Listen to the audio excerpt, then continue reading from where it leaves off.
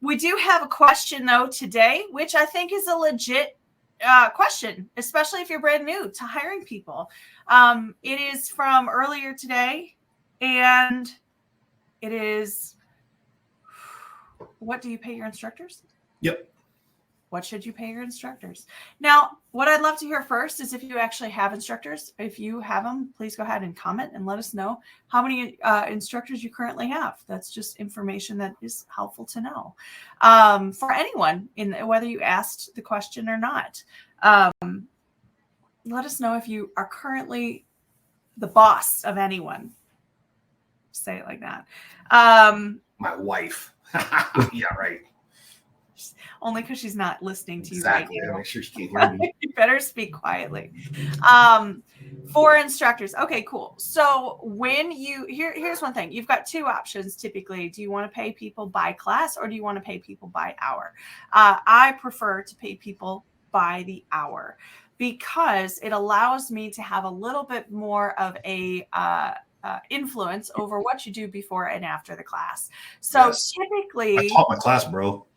Yes, exactly. When you say that you're going to pay someone by the hour, it typically means that they are going to start at noon and be done at 1 o'clock. But that's not what I need them to do. I do need them to teach an amazing class. But if we go back to the keep the lights on tasks, of which there are 3, set more appointments, close more sales, create an amazing environment that people never want to leave. They find their identity within it. They tell all their friends, and they just train forever.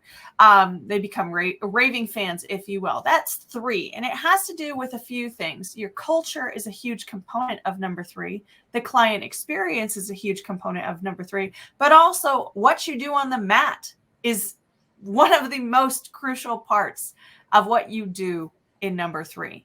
And if your classes are no good, I don't care how many appointments you set and how many sales that you make, if your classes are no good, your school is not going to grow. So again, we give you all of these tips and tricks on how to have a thriving martial arts school. But this is you. You guys have to be really good at what you do. And if you're going to hire coaches, they also need to be very good at what you do. Hear that?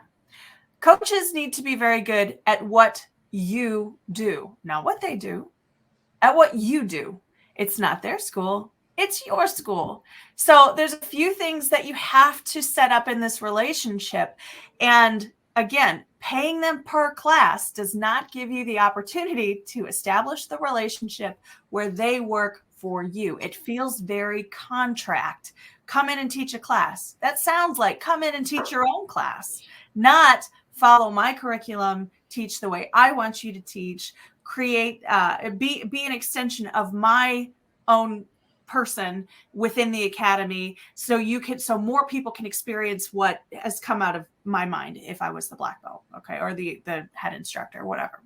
So I don't pay them for a class because I think it sets up the wrong type of relationship. When we move into paying by hour, I will tell you that typically means that you will be paying about an hour and a half to 2 hours for each instructor, depending on whether or not they're teaching back-to-back classes or however this goes.